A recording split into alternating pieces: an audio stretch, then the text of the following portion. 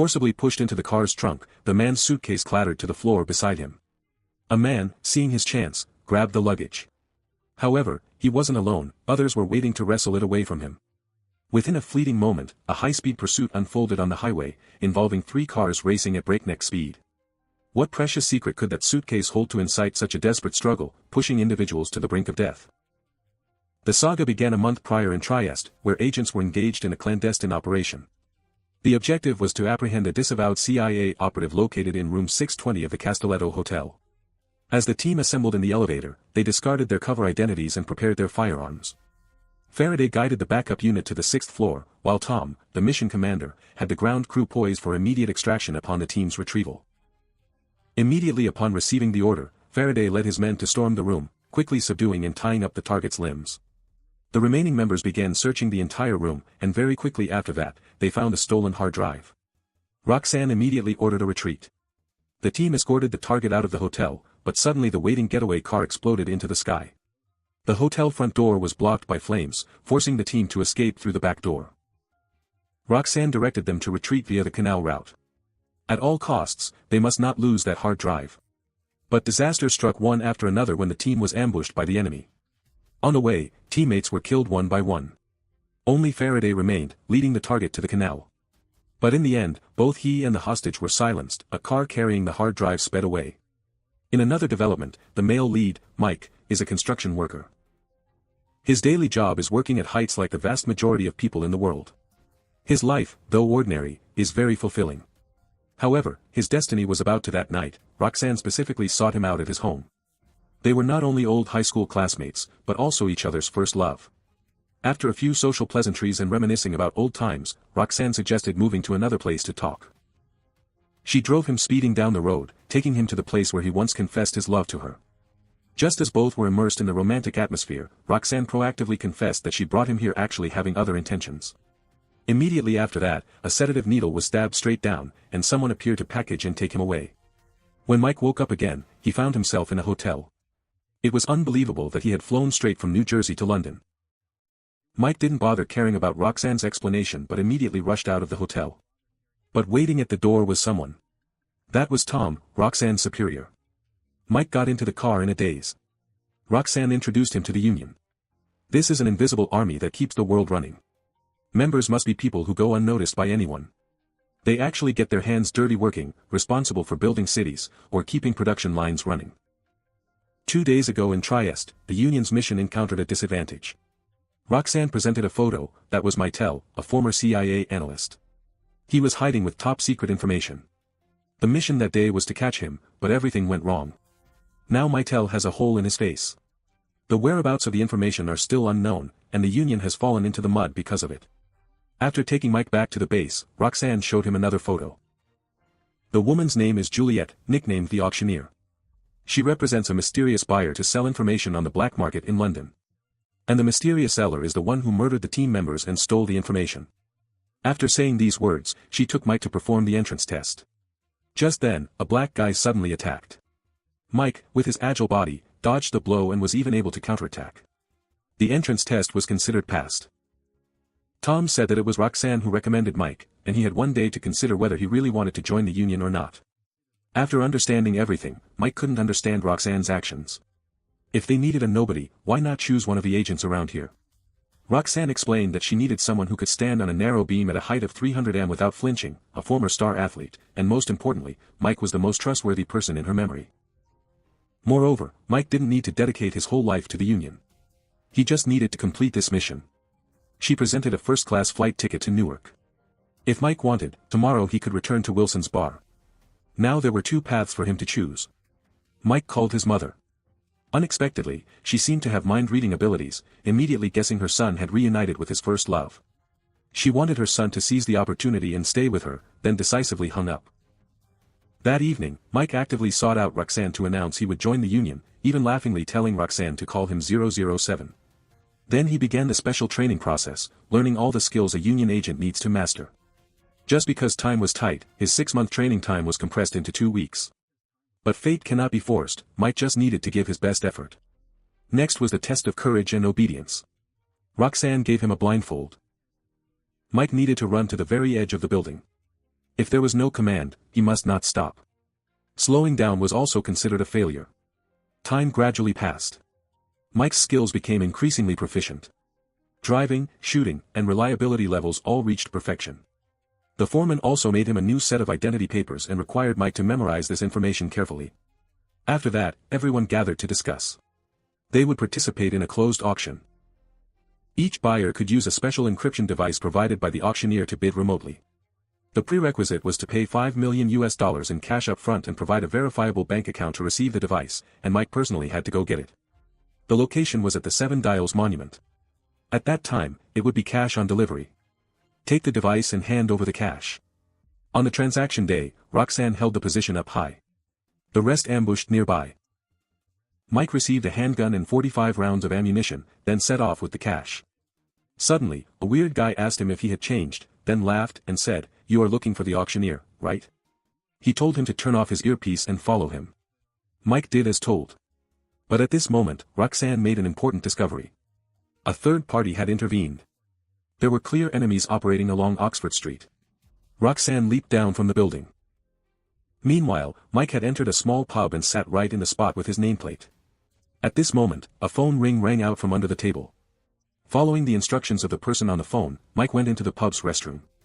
A moment later, a big guy appeared to make contact. After checking the cash was correct, he left, and that special device was this very phone. Just as Mike prepared to leave the pub, he saw a teammate take down a guy, but immediately after, more assassins chased after them. The foreman immediately ordered people to come for support. Roxanne told Mike to quickly take the device and leave. As a result, he was still spotted by the assassins. In a panic, Mike ran onto a performance stage. The assassins still chased closely. With no other choice, he had to lie flat on the ground, crawl, and slip out the back door. Unexpectedly, another assassin was standing there waiting. At the critical moment, a teammate drove a garbage truck and rammed him away. Suddenly Mike was hit by a painful blow. It was a female assassin from the enemy faction. After a struggle, Mike gradually lost ground. He hurriedly picked up the dropped phone, but after taking a few more punches, he let the phone fall right into a water tank. Next, he was strangled by the female assassin, unable to fish the phone out in time. In a situation hanging by a thread, Roxanne appeared in time and smashed a wine bottle over her head. The team returned to the base, but the device was completely ruined due to water damage. $5 million considered thrown down the drain. After checking the assassin's weapon, they discovered it was Russian-made. Tom speculated that Moscow was tracking all other parties participating in this auction. After all, eliminating opponents is much easier than winning the bid with a high price. This time there were a total of 5 factions participating.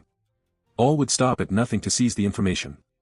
Assuming all parties entered a phase of hunting each other, the situation would likely be very difficult. Roxanne immediately proposed, why not steal the device from the other participants? Tom decided to give it a try. Early the next morning, the members opened a meeting. The auction this time had 5 countries participating and the easiest target to strike was South Korea. However, those guarding the special device didn't look Korean at all but were authentic Eastern European guys. Moreover, they were mercenaries from the former Soviet bloc. Signals detected they were hiding in a vacant villa in Hampstead. Immediately after, the team members sorted, sneaking into the house. Roxanne knocked out a guy with just one blow. An unlucky guy just stepping out of the elevator was sent to meet God. After cleaning up the mercenaries, they still found no trace of the device. At this time, there was still one last mercenary left in the villa. Everyone split up to search. A shadow flitted behind Roxanne. She hurriedly chased after him and called Mike for support. He used a brick to smash that guy straight down into the empty swimming pool. Thanks to that, they smoothly found the device. However, they discovered they couldn't contact Athena. That girl had been murdered and on her body was a postcard with the line, "Welcome to London." Roxanne was just about to tell the boss to retreat quickly when she witnessed with her own eyes the secret base being blown to flat ground. Luckily the boss was okay. The bomb didn't completely destroy the control room. Currently, the specific casualty numbers remain unclear. Everyone immediately dispersed to hide and wait for notification. Roxanne and Mike went to a hotel to rest for the night. The next day, they regrouped with boss Tom.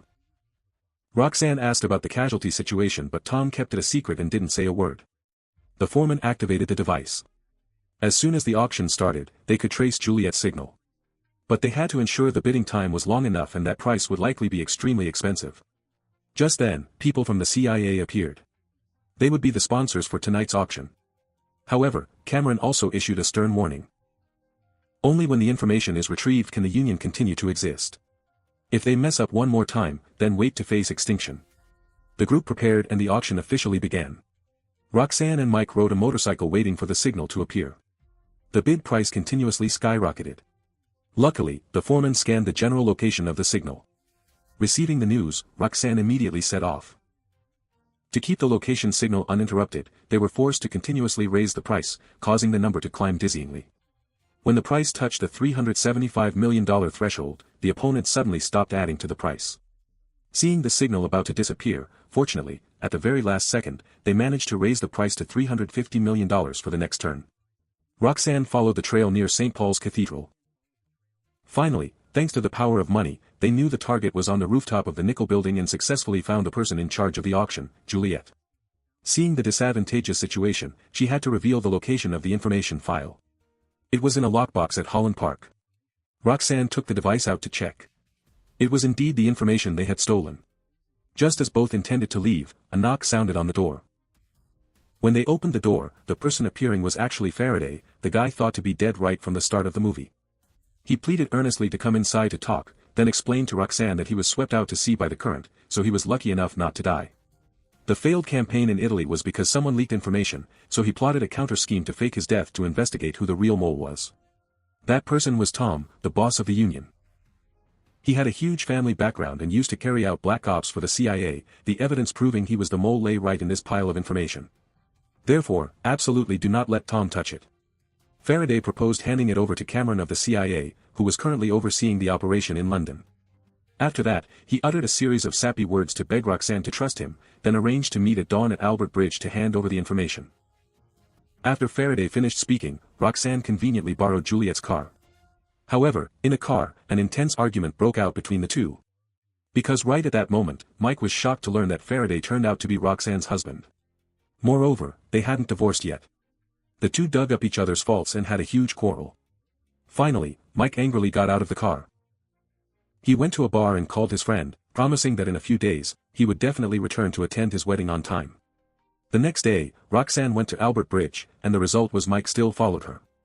But she waited and saw no sign of Faraday. At this moment, she received a call from him. Turns out Faraday was the real mole. He worked for Iran, and last night, he only put on an act to cover for Juliet in order to switch the suitcase. At this moment, he had flown far away from London by plane. But worse, Cameron had led people to surround them tightly, threatening to force both to hand over the intelligence file. Roxanne signaled Mike, count to 3 and act together. Taking advantage of Cameron being distracted, both immediately jumped into the river. The CIA mistakenly thought they had climbed onto a boat, but in reality, they secretly escaped via a climbing ladder. Furthermore, Roxanne was not foolish. Last night, when hugging Faraday, she secretly attached a tracking device to him. The signal showed he was in Istria. However, currently, both were fugitive criminals wanted by the CIA. The entire police force and agents of London were fiercely hunting them. Mike contacted his best friend to ask to arrange a cargo flight departing from Newark. He needed to leave the airport discreetly. Very quickly after that, the support staff appeared. Both successfully sneaked into a cargo crate and took off with the plane. At the same time, Tom was controlled by the CIA on suspicion of betrayal. He told Cameron through the monitoring screen that the real traitor was someone else, and it was very likely that person had sold out the stolen information. The consequences would be unpredictable. Who knew how many intelligence officers would be murdered by terrorists? And at that time, Cameron himself would have to bear this responsibility. Now, it's best to pray that the remaining teammates can find the file before anyone else. After the plane landed, Mike drove Roxanne towards the target. They saw Faraday hugging Juliet on a yacht, destination unknown. Both guessed he was about to make the transaction. The truth was exactly like that. Just as Faraday took the intelligence suitcase out, Roxanne brought a tray of drinks to the table. She sat down opposite her ex-husband, accusing him of attempted murder of agents and treason, simultaneously announcing his arrest right on the spot. Immediately after, she snapped her fingers to signal. Receiving the signal, Mike immediately drove past and snatched the suitcase. The buyer also ordered his henchmen to chase, leaving only Roxanne to confront Juliet's people. Juliet, being crafty, immediately utilized the spirit of sacrificing teammates to save herself, leading her subordinates away without looking back. Faraday tried to act intimate verbally to distract her, but then suddenly launched an attack and turned to run away. Roxanne chased him to the pier. Both drew guns to face off, but the result was he still escaped. In another direction, Mike was about to be caught up by them. He hurriedly looked for a chance to shake them off. With a pull-up on a bar, he dodged a hail of bullets and climbed onto the roof. Here, he maximized his professional advantage, moving flexibly on the high steel beams and easily dealing with two pursuers. But unfortunately, another one rushed in with a gun. Mike immediately performed parkour to the other side. Unexpectedly, there were pursuers behind too. In a moment of lacking defense, he was strangled by that guy using a bag strap. In the midst of danger, he fired a shot to break the strap. Mike quickly slid down, conveniently grabbing a gun to finish off a few guys. At this moment, he managed to pick up the suitcase again. Unexpectedly, Faraday returned. He hid in a corner and suddenly subdued Roxanne as a hostage. After a moment of hesitation, Mike had to drop his gun. Just then, the buyer drove a car rushing in. Roxanne seized the opportunity to escape and told Mike to run quickly. Faraday took advantage of the situation, conveniently hijacking a sports car. Roxanne politely invited the driver out of the car, temporarily commandeered it, and promised to treat his car kindly. Mike ran to the beach when the suddenly pulled out his submachine gun to sweep. He directly jumped onto the roof of the car to dodge bullets, but unfortunately was thrown into the trunk of the car. Faraday captured the suitcase, and Roxanne immediately chased after him. Soon the buyer also drove to catch up, which was the very car trapping Mike. 3 cars chased each other breathtakingly, like a Formula One race. Mike had to spend a lot of effort crawling out of the trunk, then rushed to grapple with the buyer guy. He seized control of the steering wheel, pried open the car door, pinned that guy down, and seized the moment to kick him out of the car. Then he started the car to chase the other 2. Roxanne intended to use a dirty trick, but the result was she made things difficult for herself. Luckily, Mike arrived in time to support, sticking close without leaving. After a struggle, Mike's car plunged into a deep abyss. Roxanne panic-stricken ran down to check. Fortunately, he managed to jump out of the car in time, so he was fine. She hurriedly got in the car to continue chasing Faraday. He indeed had run to the pier. Roxanne pointed her gun at her ex-husband. But until this moment, Faraday still refused to give up. He wanted to sell the information, so both could fly far away and enjoy a dream life. But Roxanne did not accept that. Just as Faraday intended to act, she fired first, finishing off her ex-husband and eliminating the danger. A few days later, at Mike's best friend's wedding, both appear together. Having gone through a series of life and death adventures, they were able to reconcile. The story ends here. Thank you for watching the movie. What do you think of this movie?